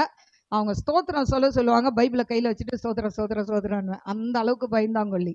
ஆனால் அப்படி ஓட்டும்போது பார்த்தீங்கன்னா ஏசு நாமத்தில் கையை கட்டுறேன்னு அந்தம்மா உடனே கையை கட்டிக்கிட்டாங்க. எனக்கு ஒரே சந்தோஷம். கையை கட்டுனா முட்டி போட்டு அப்படியே என்னை பார்த்தே நவுந்து வராங்க. என்னடா கையை மட்டும் கட்டிட்டாங்க, காலை அவன் கட்டுறது? அப்புறம் சொன்னேன், ஏசு நாமத்தில் அவன் காலை கட்டுறேன். உடனே கால் கட்டிடுச்சு. அதே இடத்துல இருந்து நல்லா ஆடுறாங்க. திரும்ப ஆடிக்கிட்டே தான் இருக்கிறாங்க. விடுதலை கிடைக்கல, என்ன பண்ணன்னு தெரில. பார்த்தேன், டம்ளர் தண்ணி எடுத்து ஜெபம் பண்ணி மூஞ்சில் அடிச்சுட்டு ஓடியே வந்துட்டோம், தெளிஞ்சு போயிட்டாங்க. அல்லேலூயா. இது ஃபர்ஸ்ட் அனுபவம். அல்லேலூயா. பேய் ஓட்டுறதுல இப்பெல்லாம் பயம் கிடையாது. ஆனால் அந்த நாட்களில் ஒரு பயம். அப்போ நமக்குள்ள அந்த கிருபை இருக்கு, வரம் இருக்குன்னு தெரியாது. தெரியாத நாட்கள்ல அப்படி போனோம். அப்புறம் இப்போ தெரிஞ்சனால தைரியம் இருக்கு. எனக்கு கருமையான தேவ பிள்ளைகளே, அதே போலதான் இவனுக்கு ஞானத்தை கொடுத்துட்டாரு. அதுக்கு ஒரு டெஸ்ட் வருது. என்ன டெஸ்ட்னா பார்த்தீங்கன்னா 1 ராஜாக்கள் 3:16 28 வரைக்கும் வீட்டில் வாசித்துக்கோங்க. அதில் 2 வேசிகள் வராங்க. அவங்க வந்து பார்த்தீங்கன்னா ஒரே வீட்டில் குடியிருக்கிறாங்க. ஒருத்திக்கு ஆண் பிள்ளை பிறக்குது. இன்னொருத்திக்கு 3 நாள் கழிச்சு ஒரு ஆண் பிள்ளை பிறக்குது. 2 பேருமே பிள்ளைய நடுவில் போட்டு படுக்கிறாளுங்க. ஆனா நைட்டு களைப்புல ஒருத்தி என்ன பண்ணிட்டான், அந்த பிள்ளை மேல படுத்து பிள்ளை சட்னி ஆயிருச்சு, செத்து போச்சு. இப்ப காலையில எழும்புறா, ஐயோ என் பிள்ளை செத்து போச்சே அப்படின்னு தூங்குறவா பக்கத்துல செத்த பிள்ளைய போட்டு இவ பிள்ளைய தூக்கி இந்த பக்கம் போட்டுக்கிட்டா. இப்ப காலையில எழும்புறாங்க, 2 பேருக்கும் சண்டை வருது. இது என் பிள்ளை, செத்தது உன் பிள்ளை. என்னைக்குனாலும் ஒரு தாய்க்கு தான் பிள்ளை தெரியாம இருக்குமாங்க? ஹாஸ்பிட்டல்ல பாருங்க, எத்தனை பிள்ளைங்களை போட்டு வச்சிருந்தாலும் இதுதான் என் பிள்ளைன்னு ஒரு தாய் அடையாளம் சொல்லுவாங்க. அது ஏன்னா நமக்குள்ளேயே இருக்கு. அப்போ இதுதான் என் பிள்ளைன்னா 2 பேரும் சண்டை போட்டு கடைசியில ராஜாட்ட போயிட்டாங்க. இப்ப ராஜாக்கு என்ன பண்ணன்னு தெரியல. கொஞ்ச நேரம் யோசிக்கிறாரு. இவ சொல்றா என் பிள்ளை, இவ சொல்றா உன் பிள்ளை, 2 பேரும் சண்டை போடுறாங்க. ராஜா பார்த்தாரு, ஒரு கத்தி எடுத்துட்டு வாப்பான்னாரு. அப்போ வேலைக்காரன் போய் ஒரு கத்தி எடுத்துட்டு வந்தான். எடுத்துட்டு வந்த உடனே ராஜா சொல்றாரு, இதை 2ஆ பொளந்துருப்பா. இப்படி கூட இல்லை, அப்படியே இங்கேருந்து இப்படி 2ஆ பொளந்துரு, இவளுக்கு பாதி அவளுக்கு பாதி கொடுத்துரு. உடனே உண்மையான தாய் துடித்து, ஐயோ ராஜா ராஜா கொல்லாதீங்க, அந்த பிள்ளைய அவகிட்டயே கொடுத்துருங்க, எனக்கு வேணாம், அங்கேயாவது வளரட்டும். இவா சொல்றா, இல்லை 2ஆ பொளந்துருங்க அப்படின்னு. உடனே ராஜா சொல்றாரு, இவா தான் உண்மையான தாயின்னு சொல்லி அந்த துடிச்சு பதறின அந்த பிள்ளைகிட்ட, அந்த தாய்கிட்ட அந்த குழந்தைய கொடுத்துட்றாரு. எல்லாரும் ஆச்சரியப்படுறாங்க, எப்படிறா இந்த ராஜாக்கு ஞானம், இவ்வளோ ஞானமா அப்படின்னு ஆச்சரியப்படுறாங்க. பாருங்க, எனக்கு அருமையான தெய்வ பிள்ளைகளே, ஆண்டவர் அப்படி அவனை கீர்த்தியும் புகழ்ச்சியுமாய் வைத்தார். 1 ராஜாக்கள் 10:1 வாசிப்போமா? 1 ராஜாக்கள் 10:1. கர்த்தருடைய நாமத்தை குறித்து சாலமோனுக்கு உண்டாயிருந்த கீர்த்தி சேபாவின் ராஜஸ்திரீ கேள்வியான போது அவள் விடுகதைகளினால் அவனை சோதிக்கிறதற்காக. இப்ப பாருங்க, இந்த சேபாவின் ராஜஸ்ரீ என்ன பண்றா, இவனுடைய ஞானத்தை கேட்டு ராஜா கிட்ட வரா. ஐயோ அவளை பார்த்த உடனே அந்த தூர தேசத்திலிருந்து வரும்போது உங்க கூட இருக்கிறவங்கலாம் ரொம்ப பாக்கியவான்கள், நாங்கள் அங்கேருந்து வரோமே அப்படிலாம் புகழ்ந்து தள்ளிட்டு அவன் கிட்ட நிறைய விடுகதை கேட்குறா. கேட்க கேட்க கேட்க சாலமோன் ஒவ்வொன்றுத்துக்கும் டக்கு டக்கு டக்குன்னு ஆன்சர் சொல்றாரு. அவளே கடைசியில் சீன்னு விட்டுட்டுப்பா இவ்வளோ ஞானமா அப்படின்னு சொல்லி அந்த அதிகாரம் வீட்டில் போய் ஃபுல்லாக படித்து பாருங்க. அது மட்டும் இல்லை, அந்த அரண்மனை கட்டி இருக்கிறது, அந்த எவ்வளோ செலவு பண்ணி அவ்வளோ அந்த சாலமோன் கட்டியிருக்கெல்லாம் பார்த்தோன்னா ரொம்ப வியந்து புகழ்ந்து அவள் என்ன பண்ணுறா, இவ்வளோ அறிவா இவ்வளோ ஞானமான்னு சொல்லி இது பண்ணிட்டு போறா. அது மட்டும் இல்லை, நிறைய பேர் பார்த்தீங்கன்னா அவங்களுடைய முக தரிசனம் சாலமோனை பார்த்தா போதும். இப்போ இவனுடைய முக தரிசனத்தை பார்க்கணும்னு நிறைய ராஜாக்கள் வந்து அவனை வந்து அப்ரிஷியேட் பண்ணி இப்படிலாம் பண்றாங்க. ஆனா இப்படிப்பட்ட கீர்த்தியும் புகழ்ச்சியுமாய் ஆண்டவர் கொடுத்த இந்த சாலமோன் என்ன செஞ்சான் தெரியுமா? 1 ராஜாக்கள் 11:1. ராஜாவாகிய சாலமோன் பார்வோனின் குமாரத்தியை நேசித்ததும் அல்லாமல் மோவாபியரும் அம்மோனியரும் ஏதோமியரும் சீதோனியரும் ஏத்தியரும் ஆகிய அந்நிய ஜாதியாரான அநேகம் ஸ்திரீகள் மேலும் ஆசை வைத்தான். இவங்க எல்லாரையும் ஆண்டவர் அழிக்க சொன்னார். கானானியர், பெர்ஷியர் எல்லாத்தையும் அழிக்க சொன்னார்ல. இப்போ இங்க இந்த லேடிஸ் எல்லாம் என்ன பண்றா, இவன் ஆசை வைக்கிறான். ஆசை வச்சு இவங்களை எல்லாம் கல்யாணம் பண்றான். ஆண்டவர் எச்சரிக்கிறாரு, இந்த ஜாதிகளோட கலவக்கூடாதுன்னா எல்லாத்தையும் செஞ்சு முடிக்கிறான். அவங்களுக்கு மேடை கட்டி கொடுக்குறான், கோயில் கட்டி கொடுக்குறான், எல்லாம் செய்கிறான். அவங்க பலியிட்டு கொடுக்குறத சாப்பிட்றான், எல்லாம் செய்கிறான். ஆனால் ஆண்டவர் எச்சரிக்கிறார். வாசிப்போமா? கர்த்தர் இஸ்ரவேல் புத்திரரை நோக்கி, நீங்கள் அவர்கள் அண்டைக்கும் அவர்கள் உங்கள் அண்டைக்கும் பிரவேசிக்கலாகாது. அவர்கள் நிச்சயமாய் தங்கள் தேவர்களை பின்பற்றும்படி உங்கள் இருதயத்தை சாய பண்ணுவார்கள் என்று சொல்லியிருந்தார். சாலமோன் அவர்கள் மேல் ஆசை வைத்து அவர்களுடைய ஐக்கியமாய் இருந்தான். அவனுக்கு பிரபுக்கள் குலமான 700 போதும். இப்போ அந்த ஆண்டவர் எச்சரிக்கிறார். 9ஆம் வசனம், ஆகையால் இஸ்ரவேலின் தேவனாகிய கர்த்தர் சாலமோனுக்கு 2 விசை தரிசனமாகி அந்நிய தேவர்களை பின்பற்ற வேண்டாம் என்று கட்டளையிட்டிருந்தும் அவன் கர்த்தரை விட்டு தன் இருதயத்தை திருப்பி அவர் கற்பித்ததை கை கொள்ளாமற் போனதினால் கர்த்தர் அவன் மேல் கோபமானார். ஆண்டவர் 2 முறை எச்சரிக்கிறாருங்க, ஆனால் கீழ்ப்படியில. இன்னைக்கு நம்மளை கூட நிறைய தடவை எச்சரிப்பார். ஆண்டவர் வார்னிங் பண்ணிக்கிட்டே இருப்பார். யார் மூலமாவது பேசுவார். காக்காவை கொண்டு பேசுவார். பேதருக்கு சேவலை கொண்டு பேசினாரா? யோனாக்கு மீனை கொண்டு பேசினாரா? மீன் வயிற்றுக்குள்ளே போயிட்டு ஜோம் பண்ணாரா? ஆண்டவர் யார் மூலனாலும் பேசுவார். உங்க பிள்ளைங்க மூலம் பேசுவார். நீங்க குழம்பி சில காரியத்துல நிப்பீங்க, உங்க பிள்ளைங்க எதேச்சியா ஒரு வார்த்தையை சொல்லிட்டு அப்படி போயிடும். என்னடா கரெக்டா என்னவோ பேசிட்டு போதே அப்படின்னு நீங்க யோசிப்பீங்க. யார் மூலனாலும் பேசுவாரு, நம்ம கரெக்ட் பண்ணிக்கணும். ஆமா ஆண்டவரே, நான் இதுல தப்பா இருக்கிறேன். இப்போ இவன் இந்த இடத்துல பாத்தீங்கன்னா ஆண்டவர் 2 முறை எச்சரிக்கிறாரு, கேட்கல. ஆண்டவருடைய கோபம் வந்துருச்சு. அவர் சொல்றாரு, உன் ராஜ்யம் பிடுங்கப்படும். நான் தாவீது நிமித்தம் உனக்கு என்ன பண்ணுவேன், உன் பிள்ளைக்கு ஒரு கோத்திரம் மட்டும் தருவேன். அப்போ அந்த 10 கோத்திரத்துல அவர் என்ன பண்ணிட்டாரு, 9 எடுத்துட்டு ஒன்னே ஒரு கோத்திரம் கொடுக்குறாரு. அதுவும் என்ன ஆண்டவர் சொல்றாரு, இது உன் காலத்துல நடக்காதுப்பா, உன் பிள்ளை காலத்துல நடக்கும் அப்படின்னு சொல்றாரு. ஹல்லேலூயா. ஆண்டவர் எவ்வளவு அன்பான தேவனா அந்த நாட்கள்லயும் இருந்திருக்கிறாரு. ஹல்லேலூயா. இன்னைக்கு நம்மளும் வழி மாறி போகும்போது, தடுமாறி போகும்போது, ஆண்டவரை விட்டு தூரமா போகும்போது, என் மகனை என் பாதையில வந்துரு வந்துரு வந்துருன்றார். ஆனா கேட்காம அடமண்டா போய்கிட்டே இருந்தீங்கன்னா, ஒரு நாள் நான் சொல்லுவேன், காத்தாடிலாம் சகோதரர்களுக்கு நல்லா கூட தெரியும், நான் பார்த்துருக்கிறேன். என் பையன் கூட நல்லா விடுவான். அவன் அவன் ஏஜில் விட்டுருப்பான். ஆனால் அப்போ பாருங்களேன், அந்த நூலை விட்டுக்கிட்டே இருப்பாங்க. ஆனால் அதை டீல் பண்ணும்போது என்ன பண்ணுவாங்க, மடன்னு என்ன பண்ணுவாங்க, அதை இது பண்ணுவாங்க, சேர்ப்பாங்கல்ல. அந்த வேர்டெலாம் நமக்கு வேணாம்ல. அதனால் அப்படி சேர்க்கும்போது என்ன ஆயிரும், அந்த காத்தாடி அருந்து போயிடும். அதே மாதிரி ஏசப்பா இன்னைக்கு நிறைய சகோதரர்கள காத்தாடி மாதிரி விட்டுக்கிட்டே இருக்கிறாரு. ஒரு நாள் வரும், அப்படி இழுத்தாருன்னா அவர் கையில வந்து பொத்துன்னு விழுந்துருவீங்க. அல்லேலூயா. அதனால மனம் திரும்புங்கள் சகோதரரே, மனம் திரும்புங்கள் சகோதரியே. ஏன்னா எந்த காரியத்துல நீங்க அடிமையா இருக்கீங்களோ அதுல இருந்து வெளியே வந்துருங்க. நிறைய தடவை எச்சரிக்கிறார் ஆண்டவர். தருணம் கொடுத்துக்கிட்டே இருப்பாரு, தருணம் கொடுத்துக்கிட்டே இருப்பார். சிம்சோனுக்கு கொடுத்தாரா தருணம்? நிறைய தடவை கொடுத்தாரு. அவன் ஆனாலும் அவன் தெளிலாள்கிட்ட 3 தடவை தப்பிக்க தருணம் கொடுத்தாரு இல்ல. அவன் என்ன சொல்லுவா, உன்னை இந்த நாட்டில் கட்டிட்டேன், இந்த கயிறில் கட்டிட்டேன், அதுல கட்டிட்டேன், பெலிசரை பார்த்து வாங்க வாங்கணும் போது இவன் எல்லாத்தையும் அத்துட்டு எழும்புவான். லாஸ்டா அவன் கூப்பிடும் போது என்ன ஆயிரும், அவர் அபிஷேகம் வெளியே போயிடுச்சு. ஹல்லேலூயா. தெரியாம எழும்புவான். பெலிஸ்தர் வந்து என்ன பண்ணிடுவாங்க, கண்ணை பிடுங்கி குருடாக்கிடுவாங்க. அவன் கையில சங்கிலியை போட்டு அவனை மாவரைக்க வச்சாங்க. ஹல்லேலூயா. இன்னைக்கு அந்த பரிதாப நிலைக்கு நம்ம யாரும் போகக்கூடாது. சத்தியத்தை கேட்குறோம், சத்தியத்துக்கு கீழ்ப்படியுங்க. பாருங்க, இந்த இந்த சாலமோன் ஆரம்பம் தொடக்கம் அவனுக்கு நல்லா தான் இருந்தது. ஆண்டவருக்குன்னு பக்தி வைராக்கியமாய் பரிசுத்தமாய் தான் வாழ்ந்தான்.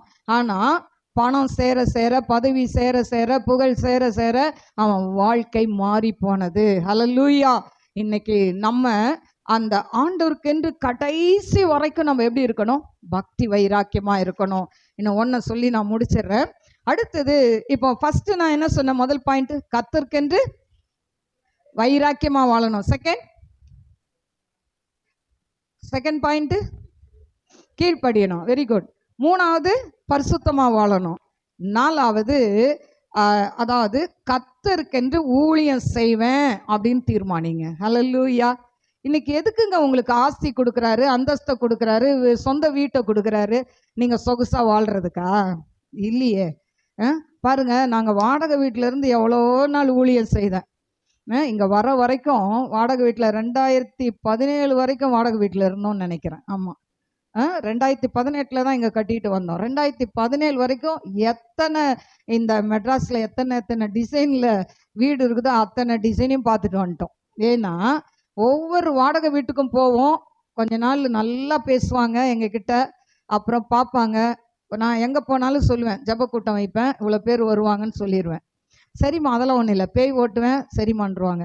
ஆனால் அதுக்கப்புறம் இங்கே பேய் அலறும்போது சொல்லுவாங்க, ஐயோ பேய் ஓட்டாதீங்க, ஓடியே போயிருங்கன்ட்டு எங்களை துரத்திடுவாங்க. இதை மாதிரி நாங்கள் தண்டேர்பேட்டை ஏரியாவில் நிறையா வீடை காலி பண்ணிட்டு மூட்டை முடிச்சை தூக்கிட்டே தான் அலைஞ்சோம். இங்கே வலசரவாக்கத்தில் வந்து கூட பார்த்தீங்கன்னா, வலசரவாக்கத்தில் 2 வீடு மாற்றிட்டோம், பூந்தமல்லியில் வந்து 2 வீடு மாற்றிட்டோம். லாஸ்ட்டாக தான் இங்கே வந்து நிற்கிறோம். ஹல்லேலூயா. எக்கச்சக்கமான வீடை பார்த்துட்டு வந்துட்டோம், எக்கச்சக்கமான ஹவுஸ் ஓனரை பார்த்துட்டோம். யாருக்குமே எங்கள் மேலே எந்த இதுவும் பிரச்சனை வராது, கரெக்டாக வாடகையெல்லாம் போயிடும். ஆனால் பேய் ஓட்டணுன்னு எங்களை ஓட்டிடுவாங்க. ஹல்லேலூயா. எனக்கு அருமையான தேவ பிள்ளைகளை, ஊழியம் செய்யணுங்க. யார் யாருக்கு சொந்த வீடு ஆண்டவர் கொடுத்துருக்கிறாரோ உங்கள் வீடெல்லாம் ஒரு பெத்தேலாய் மாறணும். ஹல்லேலூயா. நீங்க வந்து வேற ஊழியக்காரங்களை போட்டெல்லாம் ஊழியம் செய்யக்கூடாது, நீங்க எழுந்து நிக்கணும். ஹல்லேலூயா. பினகாச போல நீங்க நிக்கணும். ஹல்லேலூயா. தானியேலை போல நீங்க நிக்கணும். ஆண்டவரை பிடிச்சிக்கணும். ஆண்டவர் சமூகத்துல உங்களை ஒப்பு கொடுத்து நல்லா ஜெபிச்சு நீங்க இத மாதிரி 4 பேருக்கு என்ன பண்ணணும்? ஜெபிக்கணும், பேய் ஓட்டணும், கட்டு உடைக்கணும், எல்லாம் செய்யணும். ஹல்லேலூயா. ஆண்டவரே எனக்கு அப்பா எங்க வீட்டுக்காரர் ரட்சிக்கப்படலப்பா, ரட்சிங்க. நானும் எழுந்து நின்று என்ன பண்றேன்? ஊழியம் செய்யறேன். என் தேவை இது இருக்குப்பா, எனக்கு ஒரு குழந்தைய கொடுங்கப்பா, நம்முடைய ஊழியத்தை செய்யறேன். ஆண்டர்கிட்ட பொருத்தனை பண்ணி கேளுங்க. ஆண்டர் நிச்சயமா உங்க பொருத்தனை ஜெபத்தை அவர் கேட்க வல்லவராய் இருக்கிறார். ஹல்லேலூயா. நீதிமொழிகளை சொல்லப்பட்டிருக்கு 11:30, நீதிமானுடைய பலன் ஜீவ விருட்சம், ஆத்துமாக்களை ஆதாயப்படுத்திக் கொள்கிறவன் ஞானம் உள்ளவனா. அப்ப யாருங்க ஞானம் உள்ளவன்? ஆத்துமா ஆதாயம் செய்கிறவங்க தான் ஞானம் உள்ளவங்களாம். அதனால உலகம் உங்களை பைத்தியக்காரின்னு சொல்லலாம், உங்களை ஒன்றும் அறிவியலன்னு சொல்லலாம். ஆனால் ஆண்டவர் சொல்றாரு, நீ ஆத்துமா ஆதாயம் செய்றியா, நீ தான் அறிவாளின்னு சொல்றாரு. ஹல்லேலூயா. அதனால தைரியமா ஊழியம் செய்யுங்க. உலகம் ஒரு இடத்துல போய் டாக்ஸ் கொடுத்தா வேணான்னுவாங்க, பரவாயில்ல விட்டுருங்க, அடுத்த இடத்துல போய் கொடுங்க. ஹல்லேலூயா. ரோமர் 12:1 அசதியாராமல் ஜாக்கிரதையா இருங்கள், ஆவியில அனலாயிருங்கள், கர்த்தருக்கென்று ஊழியம் செய்யுங்கள். அப்போ ஊழியம் எப்படி செய்யக்கூடாது? அசதியா செய்யக்கூடாது, ஜாக்கிரதையா செய்யணும், ஆவியில அனலாய் செய்ய வேண்டும். ஹல்லேலூயா. இன்னும் ஆண்டவர் நமக்கு ஒரு gift கொடுக்குறாரு. யோவான் 12:26 ஒருவன் எனக்கு ஊழியம் செய்தால் அவனை பிதாவானவர் கனப்படுத்துவாராம். ஹல்லேலூயா. நம்ம ஆண்டவருக்குன்னு ஊழியம் செய்தா இந்த உலகத்துல நமக்கு ரிவார்டு கிடைக்காது, உலகத்துல பாராட்டு கிடைக்காது. நம்மளை பார்த்தா 4 பேர் 4 விதமா தான் பேசுவாங்க. ஆனா இதெல்லாம் நம்ம சட்டை பண்ணாம நம்ம பாட்டுக்கு நம்ம ஓட்டத்தை ஓடினோம்னா பிதாவானவர் நமக்கு என்ன பண்ணுவாராம்? கனப்படுத்துவார் என்று சொல்லப்பட்டிருக்கு. ஹல்லேலூயா. பவுலும் சீலாவும் அப்போஸ்தலர் 16:34 வீட்டுல போய் பார்த்துக்கோங்க. இந்த பவுலும் சீலாவும் அந்த குறி சொல்ற ஒரு பொம்பளையுடைய ஆவிய போன்றிருக்காங்க. ஏன்னா அவ ஒவ்வொரு நாளும் இவங்க வெளியே போகும்போதெல்லாம் இவங்க உன்னதமான தேவனுடைய அதாவது ஊழியர் அப்படின்னு சொல்லி சொன்னதுனால கோவம் வந்து என்ன பண்ணிட்டாரு? இந்த ஆவி உள்ள வெளியே போட்டோம் அப்படின்ட்டாரு. போயிடுச்சு. அவளை வச்சு சம்பாதிச்சவங்க அவங்க என்ன பண்ணிட்டாங்க? அவங்க சம்பாதிச்சதுனால அவங்க என்ன பண்ணிட்டாங்க? அந்த வருமானத்தை இழந்ததுனால இவங்க பவுலியும் சீலாவையும் பிடித்து அடித்து என்ன பண்ணிட்டாங்க? சிறையில காலை தொழுமரத்துல கட்டி வச்சுட்டாங்க. இந்த சூழ்நிலையில நடுராத்திரியில என்ன பண்றாங்களாம்? பாட்டு பாடுறாங்க. ஹல்லேலூயா. பாட்டு வருமாங்க? கையன் காலையும் அடிச்சு அவ்வளோ அடிச்சு தொழுமரத்துல காலை கட்டி பாட்டு வருமா? நமக்கு வராது. ஆனா பவுலும் சீலாவும் பாடினாங்க. சிறைச்சாலை அஸ்திபாரம் அசைந்ததாம். ஹல்லேலூயா. உங்க வீட்டுல வரக்கூடிய பூகம்பம் போல பிரச்சனைகளை கண்டு பயப்படாதீங்க. அது மத்தியில் ஆண்டவரை துதிக்க ஆரம்பிங்க. அதை எல்லாவற்றையும் ஆண்டவர் நிர்மூலமாக்கி போட அவர் வல்லவராயிருக்கிறார். ஹல்லேலூயா. எனக்கு அருமையான தேவ பிள்ளைகளே, அதனால 4 காரியம் செஞ்சா உங்களை ஆண்டவர் கீர்த்தியும் புகழ்ச்சியுமாய் வைப்பார். முதலாவது கர்த்தருக்கென்று வைராக்கியமாய் வாழ தீர்மானிங்க. 2வது அவருக்கு கீழ்ப்படிங்க. 3வது பரிசுத்தமாய் வாழ தீர்மானிங்க. 4வது ஊழியம் செய்யுங்க. கட்டாயம் ஊழியம் செய்யணும். ஊழியம் செய்யறது பாஸ்டர் இல்ல பாஸ்டமா இல்ல வேற இவாஞ்சலிஸ்ட் அப்படி கிடையாது. ஆண்டவரே எனக்கு நீங்க சுகம் கொடுத்தா நான் ஊழியத்தை செய்வேன், என் குடும்பத்துல ரட்சிப்பை கொடுத்தா நான் ஊழியம் செய்வேன். நான் ஆண்டவர்கிட்ட அப்படிதான் கேட்டேன். ஆண்டவர் என் குடும்பத்துல இருக்க செய்வனை கட்ட உடைச்சா இப்படிப்பட்ட ஜனங்களுக்காய் ஜெபிப்பேன். ஊழியமே செய்யாத ஒரு நாள்ல பொருத்தனை பண்ணேன். ஊழியம் அப்ப செய்யவே இல்லை, நான் ஊழியம் செய்வனும் தெரியாது. அந்த நாட்கள் ஆண்டுகிட்ட பொருத்தனை பண்ணேன். ஆண்டவரே என் செய்வனை கட்ட உடைக்க யாருமே இல்லையே, நீங்க நான் ஜோமணி தானே இதுவாகுது. ஆனா இப்படிப்பட்ட ஜனங்களுக்காய் நான் ஜெபிப்பேன்னு நான் ஆண்டவர்கிட்ட வாக்கு பண்ணினேன். அந்த கிஃப்டை கேட்டேன். அதனாலதான் இன்னைக்கு என் ப்ரேயர்ல வரவங்க எல்லாருமே கட்டுள்ள ஜனங்கள் தான். சிலர் சொல்லுவாங்க வேடிக்கையா, என்ன அந்த அம்மா இதுக்கு போறவங்க எல்லாருக்குமா செய்வன இருக்கு? ஆமாங்க, செய்வன இருக்கிறவங்க தான் இங்க உள்ள வருவாங்க. ஏன்னா அதை கட்ட உடைக்க தான் யாருமே இல்லையே, அவங்க தான் இங்க உள்ள வருவாங்க. ஹல்லேலூயா. எனக்கு அருமையான தெய்வ பிள்ளைகளே, அதனால இங்க வந்திருக்கிற எல்லா சகோதரிகளும் சகோதரர்களும் கட்டாயம் ஊழியம் செய்யணும். இதுக்கெல்லாம் நான் தகுதி இல்லை, எனக்கு பேச தெரியாது, மோசே சொன்ன மாதிரி நான் திக்கு வாய் மந்தனாவு அப்படிலாம் சொல்லக்கூடாது. நல்ல வாயை கொடுத்துருக்கிறார். பொண்டாட்டியை திட்டும் போது வாய் இருக்குதா? ஊழியம் செய்யணும் சகோதரர்கள். ஹல்லேலூயா. ஹஸ்பண்ட் நல்லா வாய் அடிக்கும் போது வாய் வருதா? சிலருக்கு பார்த்தீங்கன்னா மைக்க பிடிச்சா தந்தி அடிக்குது கைய, அப்போ பயம் இருக்குல்ல. ஆனா ஆண்டவருக்குன்னு வைராக்கியம் வந்துட்டு அந்த பயம் எல்லாம் போயிடும். ஹல்லேலூயா. அதனால கட்டாயம் நீங்க எல்லாரும் ஊழியம் செய்யுங்க. ஆண்டவர் உங்களை கீர்த்தியும் புகழ்ச்சியுமாய் வைப்பார். ஹல்லேலூயா. இது ஊழியத்துக்குரிய ஆசீர்வாதம், என்னுடைய மகனுக்கு உரிய ஆசீர்வாதம். ஹல்லேலூயா. அதனால பேசுற எங்களுக்கும் கேட்கிற உங்களுக்கும் இது உரியதானது. அதனால இந்த வசனத்தை வச்சு ஜெபிங்க. உங்களை கீர்த்தியும் புகழ்ச்சியுமாய் கர்த்தர் மாற்றுவார். கண்களை மூடி நாம் ஜெபிப்போம். ஸ்தோத்திரிக்கிறேன் ஆண்டவரே, மகா பரிசுத்தமுள்ள நல்ல தகப்பனே, உமக்கு ஸ்தோத்திரிக்கிறேன்ப்பா. அப்பா அம்மா நந்தியோடு ஸ்துதிக்கிறபர தீரபா லபௌரியா கரபௌ தீபா லாகதனாய் ஷல்பியோதராய் ரிமாக்கரபல பரபல பரபா தீபரபௌ தீனா நான்ஷலகதனாய் அக்ஸிமோரகதனாய் லிபிகதனாய் லஜ்ஜோ மிரகதனாய் ரக்தி கரபோ. ஆண்டவரே நந்தியோடு ஸ்துதிக்கிற ஸ்தோத்திரிக்கிற ராஜா. ஆண்டவரே இன்னைக்கு வந்திருக்கிற ஒவ்வொரு பிள்ளைகளையும் அப்பா கீர்த்தியும் புகழ்ச்சியுமாய் மாற்றுங்க ஆண்டவரை.